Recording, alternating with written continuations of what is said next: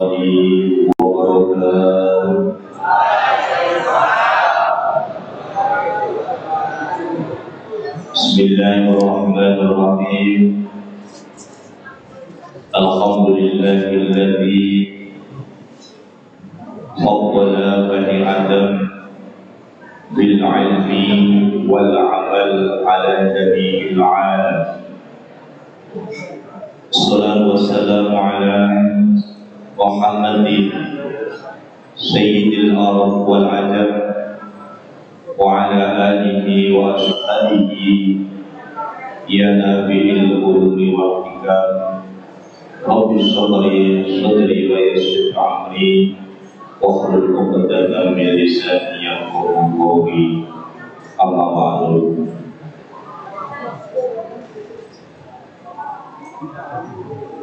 Yang kami hormati Bapak Kepala Bapak Dr. Selamat Haryanto, Bapak Ibu guru besar dengan kaya manfaat, anak-anak secara keseluruhan, baik yang berada di majelis yang berbahagia ini ataupun yang sedang mendengarkan pengajian pada pagi hari ini saatnya di rumah masing-masing yang kami banggakan. Tentunya beda ungkapan yang patut kita ucapkan, kita ungkapkan untuk mengawali majelis yang berbahagia ini dengan ungkapan alhamdulillah rabbil alamin. Allahumma shalli wa sallim ala sayyidina Muhammad wa ala ali sayyidina Muhammad. Semoga dengan ungkapan hamdalah dan bacaan sholawat kita semua oleh Allah selalu mendapatkan bimbingan, maunah, pertolongan, kekuatan, taufik hidayah. Taufik itu kekuatan Allah yang bisa menghadirkan kita di sini. Mau hadir di majlis seperti ini adalah sebuah keberuntungan karena saya mendapatkan taufik, kekuatan bergerak untuk hadir di majlis ilmu. Sing putri sono laki tertib, yang laki-laki kok bolong-bolong. Coba yang berada di sebelah sana berada di tengahnya aja. Gimana? Biar tidak terlalu jauh. Ayo, yang laki-laki agak maju aja, di pojok sebelah selatan, pindah ke utara saja. Pindah ke utara saja. Ayo, manusia cerdas diberitahu 1 kali 2 kali sudah.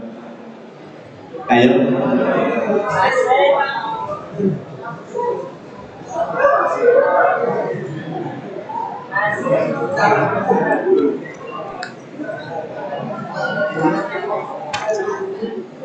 Ya. Majlis yang paling disenangi oleh Allah itu adalah majlis zikir dan majlis ilmu. Tadi sudah diawali dengan sholawat, pujian, kemudian dilaksanakan sholat buka berjamaah, dilanjutkan dengan membaca istighfar dan sholawat, kemudian diakhiri dengan doa, kemudian juga diakhiri sempurna dengan sholawat burda. Itu adalah aktivitas amaliyah yang mendorong menjadikan kita menjadi orang yang insya Allah dengan aktivitas semacam itu kita benar-benar dibimbing Allah menjadi manusia yang baik. Sekarang kita akan mengkaji, belajar matlaah ngaji, yaitu adalah kitab Ta'lim Ta'lim. Kalau saya tadi mengatakan majlis yang paling disenangi dengan Allah yaitu adalah majelis zikir dan majelis ilmu, logika yang kita bisa pakai Orang itu kalau kosong dalam bidang akalnya, maka harus diisi dengan ilmu. Orang itu kalau yang gersang itu hatinya, kolbunya, maka harus diisi dengan zikir. Saya ulangi sekali lagi. Orang itu kalau kosong akalnya, maka harus diisi dengan ilmu. Diisi dengan Kalau orang itu yang kosong hatinya, maka yang harus diisi adalah hati atau zikir. Kalbu yang kosong, hati yang kosong, itu harus diisi dengan zikir. Ya, akal dan zikir. Orang yang bisa memadukan antara fikir dan zikir, itulah yang dikatakan ulul albab.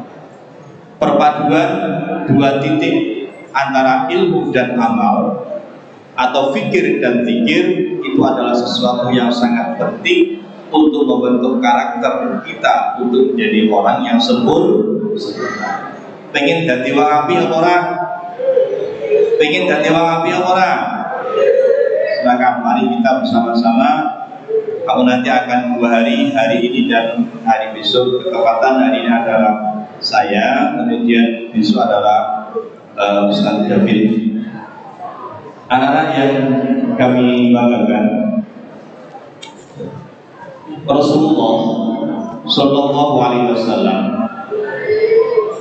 terhadap sahabat itu meninggalkan 2 hal. Coba dengarkan. Rasulullah Shallallahu Alaihi Wasallam terhadap sahabat itu meninggalkan 2 hal. Yang pertama itu adalah ilmu, yang kedua adalah hal, perilaku, sikap. Saya ulangi lagi. Rasulullah terhadap sahabat itu meninggalkan 2 hal. Yang pertama itu adalah ilmu, yang kedua adalah hal. Ilmu itu harus diraih dengan al-ilmu bit-ta'allum wad-dirasah. Al-ilmu bit-ta'allum wad-dirasah. Ilmu itu dicari dengan cara belajar. Ilmu itu dicari dengan cara belajar. Kalau al-hal, perilaku, itu adalah dengan cara asyidku bil hub. Ya, dengan apa? Makanya ada orang yang berhasil dalam hidupnya, dalam dunia keilmuan, itu karena memang dia sering belajar. Tetapi karena ada juga di dalam kehidupan ini orang yang sukses karena apa? Karena takdzimul ilmi. Jadi hal perilaku guru itu piye diteroni. Karakter seorang guru itu bagaimana? Jadi kalau kamu belajar di Madrasah Aliyah Negeri 4 ini, melihat karakter seorang guru, itu kamu sebenarnya adalah belajar meniru tingkah laku seorang guru.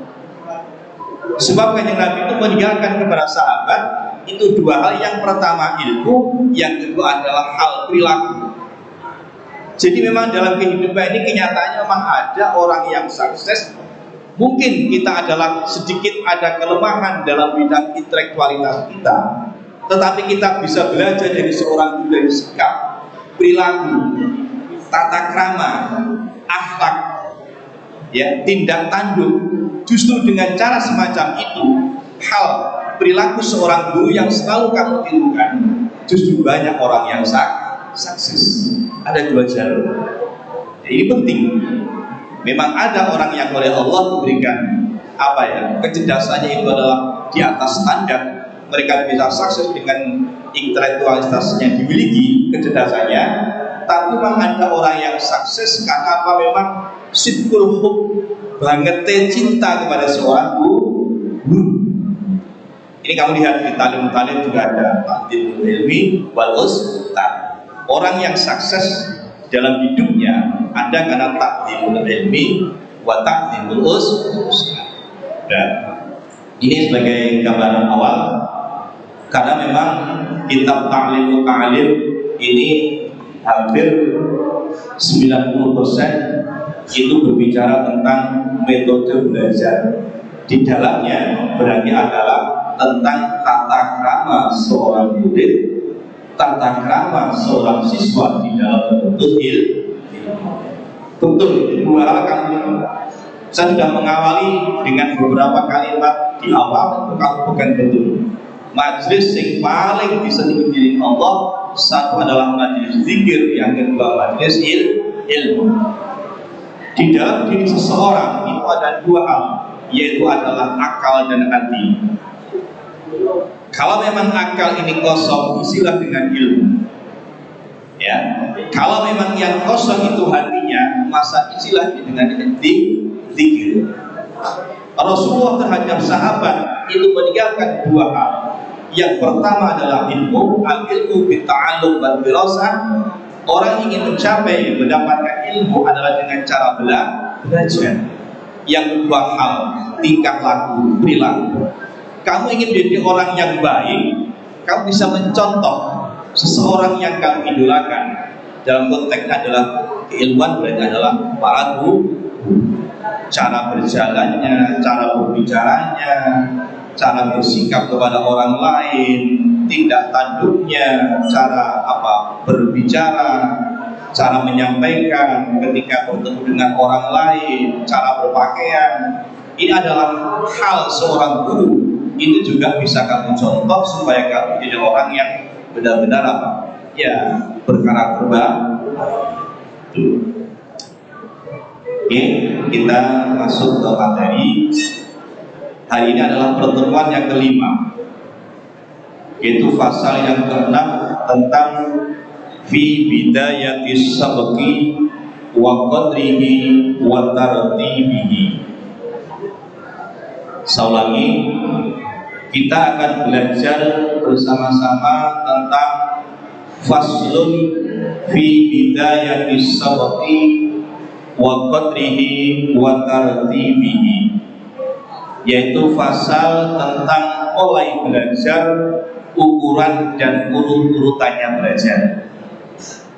Ini kitab Ta'limul Ta'lim yang dikarang dari Sajar Muji. Faslun utawi kikulah pasal fi bidayatis sabqi ing dalem ngawiti ngaji, ngawiti belajar, ngawiti sinau,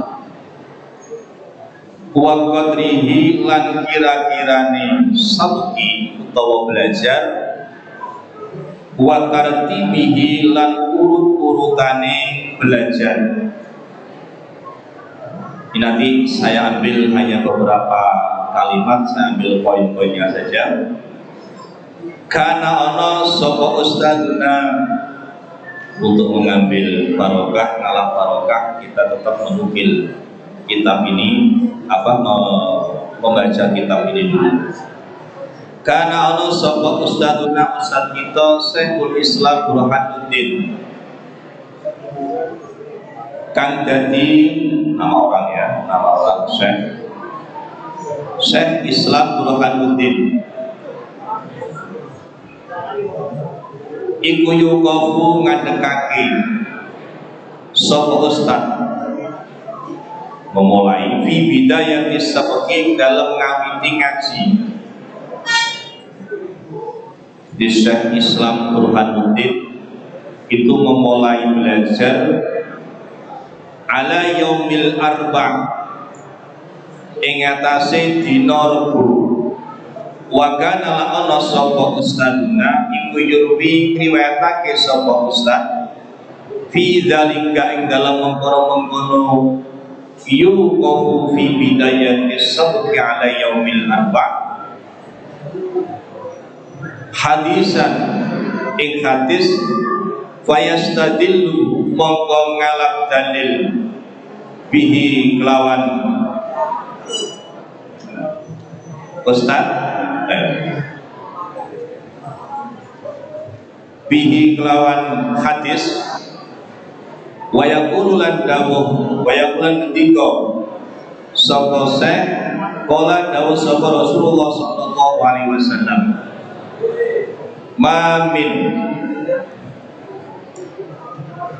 mamin ora ono saking suci-wiji budia kang den kawiti fi yaumil arba ing dalam dina Rebo iku illa wa qaddama angin teman-teman sampurna sapa talim.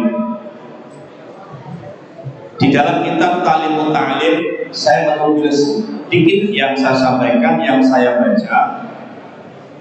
Di dalam kitab ini Syekhul Islam Badaruddin itu menyampaikan memulai belajar pada hari Rabu beliau mengambil hadis fayastadillu, yaitu adalah dari Rasulullah SAW, bahwasanya tidak ada sesuatu yang dimulai pada hari Rabu kecuali akan benar-benar sempurna akhirnya, tamatnya. Anak-anak sekalian, kalimat atau hadis ini memang tidak seberapa populer, memang tidak menjadi sesuatu yang real dibicarakan, didiskusikan dalam dunia pendidikan mulai belajar di Rabu. Dan memang kita pun jarang mendengar persoalan-persoalan, apakah ini persoalan aktual apa tidak. Kita jarang orang berdiskusikan mulai belajar itu di Rabu. Nyatanya sebagai belajar tidak pernah berpikir tentang ini. Tapi sekali lagi saya sampaikan, kitab Ta'limut Ta'lim ini dikarang oleh Syekh Darwiji sudah pada beberapa abad yang lalu. Memang ada beberapa yang mengatakan hadis ini adalah dhaif, marfu, dhaif, palsu. Tetapi sekali lagi Syekh Darwiji ini menulis kitab, menukil ucapan dawuh dari Syekhul Islam Burhanuddin.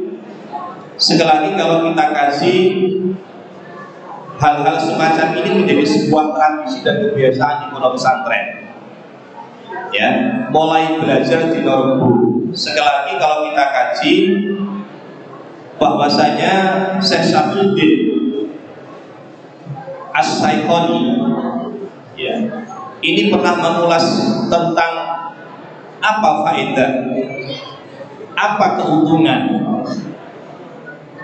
apa eksistensinya bagi seorang yang belajar itu kok dimulai di Rabu. Padahal beberapa ulama ahli takhris hadis ini memang banyak mengatakan hadis ini adalah hadis palsu.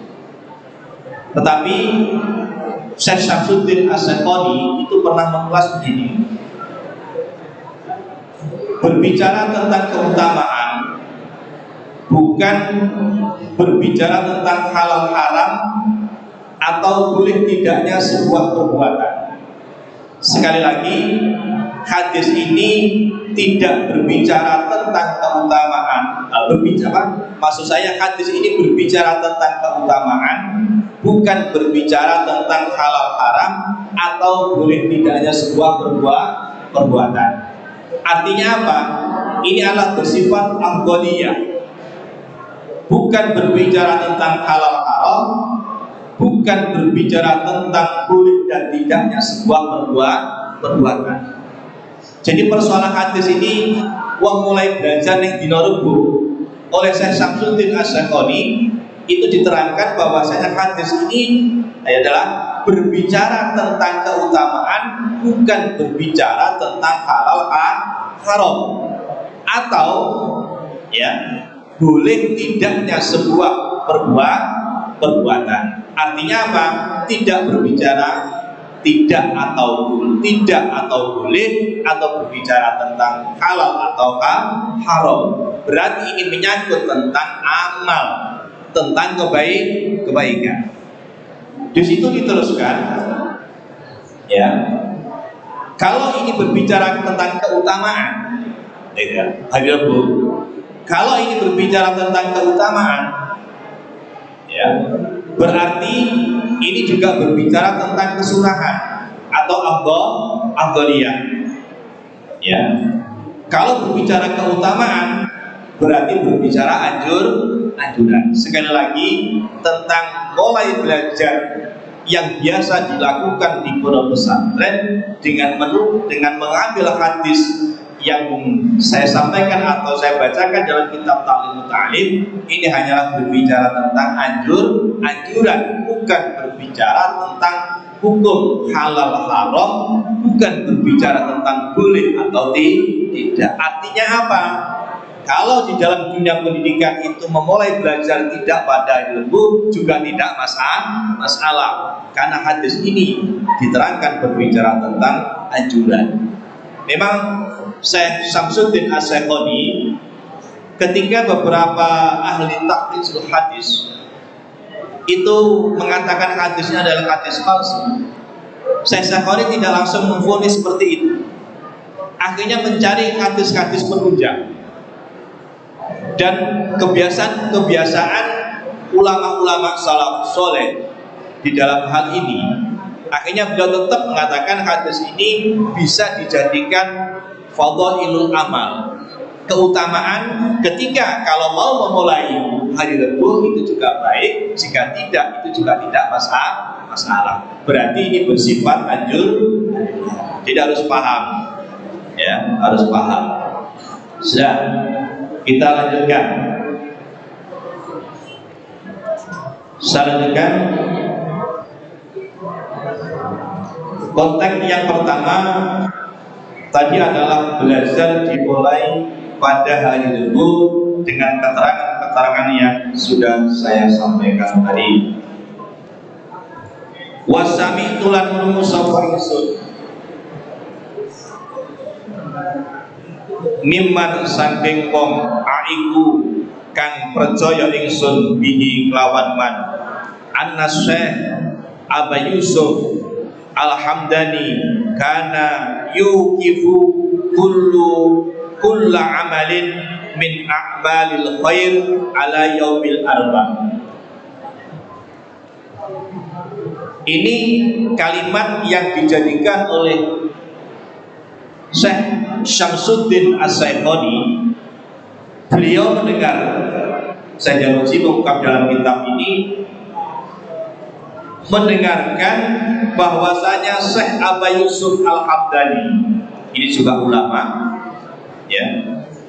Syekh Aba Yusuf Al-Hamdani, karena beliau memulai setiap amal dari amal-amal yang baik itu ada pada hari Rabu.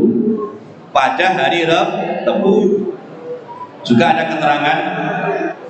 Saya sorry juga mengatakan, ada mengatakan hari Rabu itu hari Naas. Hari Naas itu hari apa? Hari apes. Hari apes kanggo wong kafir. Tapi hari keberuntungan bagi orang Islam. Ilmu itu ada al-ilmu nurun, ilmu itu cahaya. Cahaya itu nanti akan sempurna. Nah, itu dia. Cahaya itu diciptakan, katanya dalam kitab ini, cahaya itu diciptakan pada hari Rabu. Karena ilmu itu adalah cahaya. Maka saya sering menyampaikan kepada anak-anak, ilmu itu misteri, anak-anak. Ilmu itu misteri.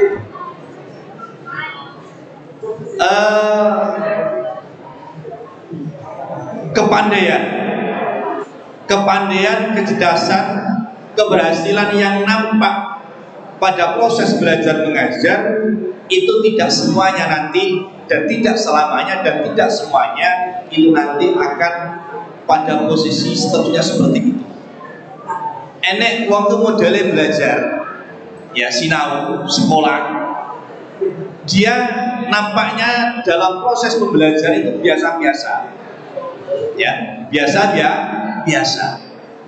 Tapi nanti ketika sudah selesai tamat belajar, atau nanti ketika sudah menjadi orang yang sukses, itu melebihi orang yang oleh Allah diberikan kelebihan kecerdasan di dalam proses belajar. Ini banyak sekali.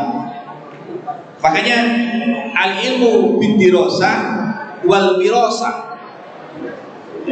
Ilmu itu ada dengan cara belajar, ada dengan cara wirosah. Wirosah itu kaya oleh Allah digerojok dengan kemampuan yang berada pada di luar kenormalan. Makanya kalau saya mengatakan di awal, sidqul hub dengan haliah seorang guru. Contoh, mungkin kamu ketika masuk ke maktab, kemudian kamu belajar, tahu dalam proses pembelajaran kamu ada semacam ta'alluq, ada semacam kesinambungan dengan guru yang mengajari kamu, dengan guru yang mendidik kamu. Ujung-ujung hatimu terus nyambung.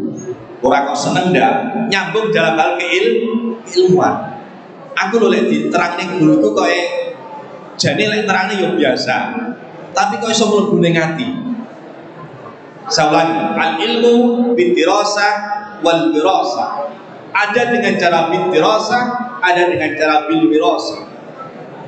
Karena sidqul hub bangetnya oleh awak mulai demen dalamnya adalah memproses ta'aluk dengan seorang guru. Akhirnya kamu jadi orang yang sukses. Aku lagi ulang kan, masa aku kok atiku sama sing domen itu jadi yo biasa. Ya, sing domen jadi yo biasa. Tapi kok iso nyambung. Nah, ada kaifiah tertentu yang mungkin dalam kenyataan hidup kamu itu diberikan saya dan mohon maaf, mungkin dari sisi kecerdasan kamu tidak seperti orang yang intelektualitasnya itu bagus, tapi karena kamu takdimnya kamu, hubnya kamu kepada seorang guru dan ta'aluknya hati kamu itu menjadikan kamu menjadi orang yang sukses. Itu akeh banget orang yang pondok pesantren, orang yang punya pendidikan formal semacam ini, ketika dalam proses pembelajaran dalam selama 3 tahun jane bocah itu biasa-biasa, tapi karena akhlak, tawadhu, sikapnya terhadap guru, ta'aluknya kepada guru, sidqulnya kepada seorang guru, tapi dia menjadi orang yang sukses banyak. Begitu ya, banyak. Aku lewat ngomong ini, coba kamu introspeksi diri. Memang nyatanya kau ini bocah itu tidak paling cerdas, tapi tekun. Itu sukses buahnya. Saya katakan introspeksi. Mari, kalau kamu memang oke lah, kalau kamu oleh Allah diberikan kecerdasan yang lebih, kamu sudah nilai IQ kamu mungkin di atas standar. Oke, itu bagus. Tapi mungkin orang yang oleh Allah mungkin IQ-nya tidak seberapa tinggi, diterangnya saya ini gak paham, gue mulai buka buku matalah panjang orang paham. Tapi ada sisi mencari ilmu itu misteri anak-anak. Ada sisi lain yang secara normal kamu mungkin tidak bisa seperti hal atau teman-teman kamu yang lain, tapi karena cukup kamu ta'aluknya ada terhadap guru, Allah akan memberikan satu jalan yang lain atau dengan teori yang lain. Akhirnya kamu menjadi orang yang sukses atau menjadi orang yang gak paham saiki yo sesuk, gak iso saiki yo sumben, gak iso bertahap gak paham. Suatu saat ilmu itu ilmu itu akan bisa berkembang, bertambah bersama dengan kebutuhan saat ini. Ini sering saya sampaikan. Kalau kamu dalam proses belajar ini jangan berbicara sukses dan hasilnya dulu, tapi program, metode, aturan, tata tertib yang ada di madrasah, kuncinya satu, jangan kamu langgar. Jangan menyakiti hati seorang guru. Sikap tawadhu kepada guru. Dalam realitas kehidupan, status kamu itu adalah murid dan guru adalah guru. Guru ya guru, murid ya murid. Makanya saya kemarin istilahnya saya memakai istilah murid bukan peserta didik. Kalau murid itu adalah wong sing pengen, wong sing duwe kemauan tinggi. Gitu ya. Muridun bahasa Arabnya, muridun wong kang duwe keinginan. Dan jadi ini Memang ada beberapa ulama, jadi memang kalau di dunia pendidikan normal semacam ini, ibtidah yaumil arba memang tidak seberapa aktual dibicarakan dan tidak seberapa jauh didiskusikan, tapi memang ini adalah kebiasaan-kebiasaan ulama di dalam kitab-kitab klasik. Memang ibtidah sabqi fi yaumil arba ya sudah biasa gitu ya. Ulama-ulama, kiai-kiai itu semacam itu, walaupun ini tidak apa ya, tidak menarik untuk dibicarakan. Tapi sekali lagi, ulama-ulama ahli hadis, ahli tahrij wal hadis, terutama adalah Syekh Syamsuddin As-Syekhoni, walaupun hadis ini dari sisi sanad itu lemah dan ada mengatakan palsu, tetapi Syekh Syamsuddin As-Syekhoni itu mencoba mencari penguat hadis yang lain. Jadi untuk memperkuat bahwasanya hadis ini konteksnya adalah konteks amal, ya, konteks afdholiyah, konteks keutamaan, bukan berbicara halal haram, bukan konteks boleh dan tidaknya amal perbuatan. Nah ya, saya lanjutkan kalimat dulu.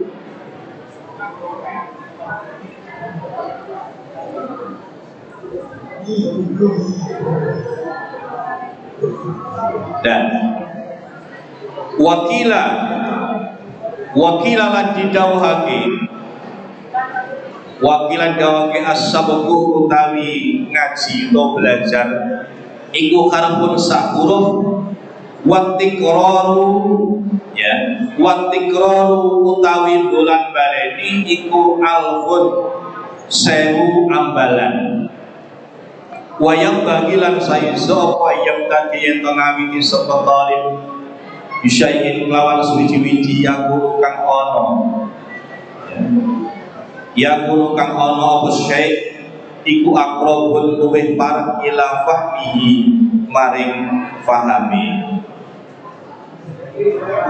Belajar satu huruf terus di bulan baleni, ya, di bulan baleni sampai beberapa kali. Kalau biasanya memang, mohon maaf anak-anak, metode belajar ulama-ulama dulu itu metodenya dengan hafalan, fahamnya itu carry. Metode ini tidak salah dan ini memang sudah mentradisi di dunia pesantren. Jadi kalau kamu dulu mungkin ketika kecil, ya, TPQ, setelah itu kamu sekolah dunia, kan ada pelajaran sorot ya, awam ora paham belas kaya kon nasib penampalan fa'ala yaqulu fa'lan wa maf'alan wa wa'ilu wa dzaka maqbulun qul la taqul maf'al. Kamu tidak tahu sama sekali itu nanti segotnya apa, wazannya apa, itu fi'il madhi atau fi'il mudhari, itu fi'il amar atau fi'il nahi, iku apa keterangan, tidak paham. Tapi ketika itu kamu disuruh hafalan aja oleh guru kamu di dunia, itu manfaatnya besar. Jadi ulama-ulama dulu metodenya belajar apa? Hafalan. Jadi kalau ada ulama besar hafal sekian ribu hadis, itu sudah biasa karena metodenya adalah metode apa? Hafalan. Metode hafalan itu bukan salah, tepat pada sisi yang lain, dan mungkin juga ada sisi kelemahan dalam sisi lain. Tapi ulama-ulama kalau sudah berbicara dan mempelajari tentang ilmu agama, hafalan, hafal Quran, hafal hadis itu syarat, begitu lah ya. Jadi kalau sekarang ada metode lifah untuk memahami, monggo, apa metode belajar yang modern, monggo. Tetapi metode hafalan itu tetap harus ada. Metode hafalan harus tetap ada. Justru saya punya saudara saya hafal Al-Quran. Dia dekat dengan salah satu seorang rektor perguruan tinggi ternama di Surabaya. Dia sering diskusi dengan beliau.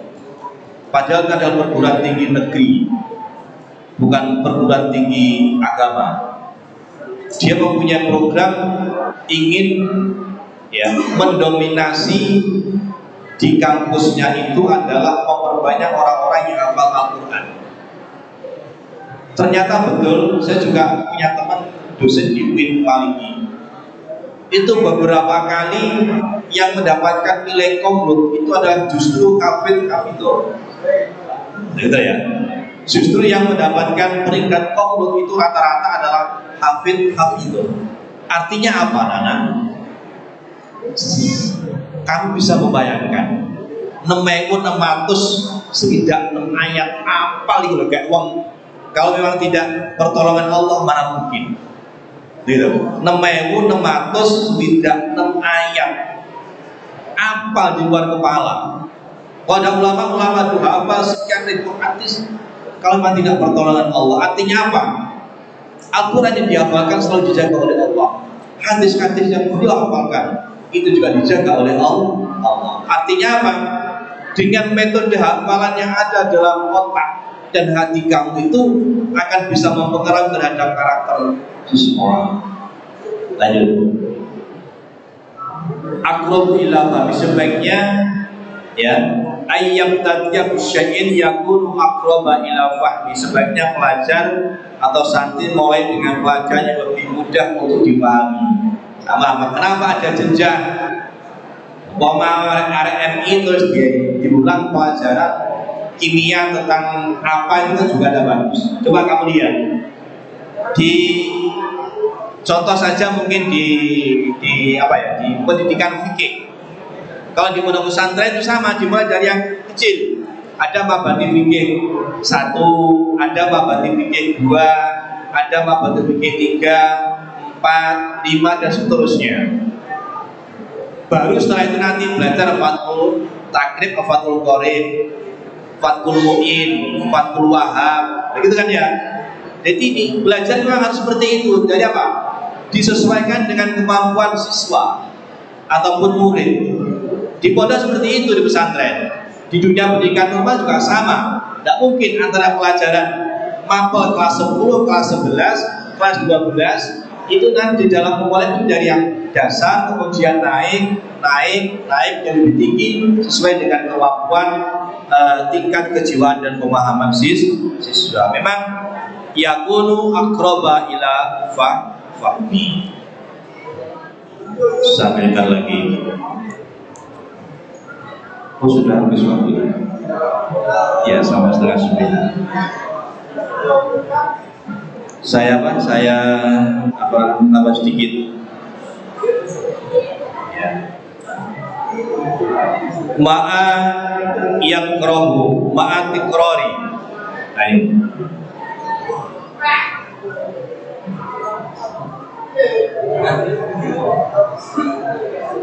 Saya akan membuat apa yang saya katakan tadi, metode hafalan. Di dalam kitab Ta'limut Ta'lim ini ada ma'a tikrori ma taqaddama minhu wa qatina'an li sya'ni hadzal masjid. Coba dengarkan.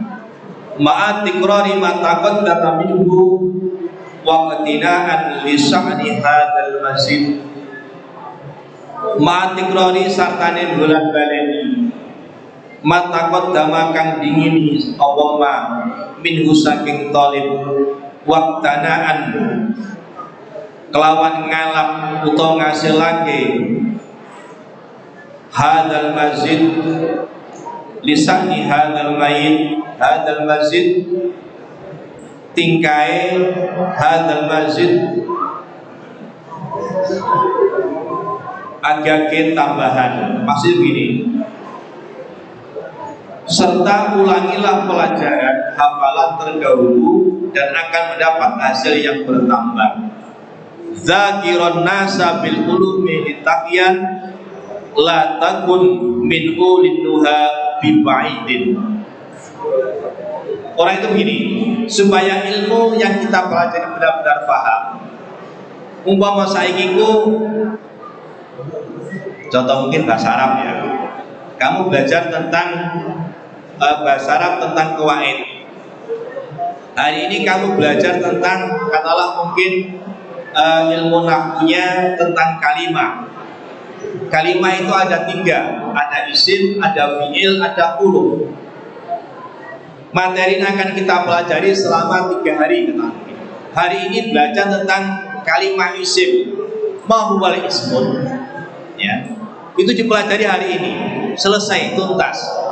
Pada hari besok itu berarti kita akan belajar tentang fiil. Nah, ketika belajar tentang fiil, maka belajar yang isim hari kemarin itu biasanya diulang, ya. Jadi kalau kamu mungkin metode sekarang ada absensi, atau mungkin ketika guru masuk kan gitu ya, Assalamualaikum warahmatullahi wabarakatuh. Anak-anak sekalian, kita kemarin belajar tentang ini kan gitu biasanya ya. Nah ini sebenarnya metode ini sama dengan yang ada kitab ta'lim muta'lim. Jadi materi yang kemarin diulas sebentar, kemudian diperkuat sedikit, kemudian setelah itu baru ditambah materi berikutnya. Kan gitu biasanya kan ya, Bapak Ibu guru semacam sesuai dengan ta'lim. Nah, pentingnya ilmu, zakirin nasa bil ulumi litaqya la takum min ulil nuha bi ba'idin. Berikanlah peringatan kepada manusia dengan ilmu. Wene ono peringatan elingno menungsa itu dengan ilmu agar kamu menjadi orang yang bisa hidup. Hidup itu artinya apa? Yo ene itu yo punya power. Ene itu manfaat. Ora kok layamu tuwala ya. Diarani mati nyatane urip, diarani urip nyatane ya ora duwe kiprah apa-apa. Jangan kamu menjadi orang yang jauh dari orang-orang yang berakal. Sekali lagi saya simpulkan, akal yang ada dalam diri kita itu adalah penting. Hati yang ada dalam kita juga penting. Sekali saya tutup. Jadi Allah itu melahirkan kita di alam dunia ini adalah la ta'lamuna syai'a, gitu ya. Orang ngerti Allah belas. Wa ja'alallahu sam'a wal absar wal afidah. Awake dhewe dilaini dunya karo Gusti Allah itu orang ngerti Allah belas. Tetapi Allah memberikan sebuah perangkat yang namanya as-sam'a, pendengaran. Wal absar apa? Penglihatan. Wal afidah adalah hati. Lihat ya, pendengaran, penglihatan, hati. Ini adalah perangkat alat yang diberikan Allah kepada kita supaya kita menjadi orang yang berpengetahuan. Selama pendengaran, penglihatan dan hati kita itu adalah normal, kita punya kewajiban untuk memfungsikan sesuai dengan Allah menciptakan apa? Pendengaran, penglihatan dan hati. Demikian anak-anak, karena hanya faktor waktu dan yang fase ini masih banyak, tapi nanti mungkin akan bisa kita kasih dalam pertemuan selanjutnya. Sekali lagi, semoga kita ini oleh Allah selalu dibimbing, selalu diberikan pamunah, pertolongan untuk bisa memfungsikan ya apa yang diberikan Allah kepada kita, terutama adalah akal dan hati. Kata kuncinya, kalau akal itu yang kosong, isilah dengan ilmu. Kalau hati itu yang kosong, qalbu itu yang kosong, isilah dengan zikir. Mari kita akhiri dengan doa. Rabbi fa'fa'na bibarakatihim bihurmatihim wa amitna fi tariqatihim.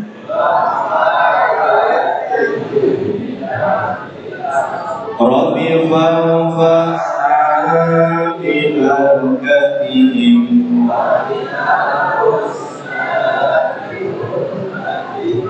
wa amitna fi tariqatihim.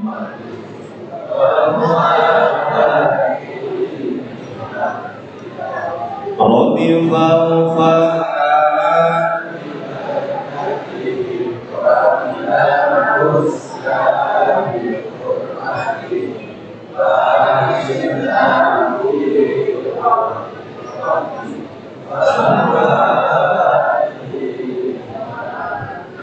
wallahu muwaffiq ila aqwamit thoriq. Assalamualaikum warahmatullahi wabarakatuh.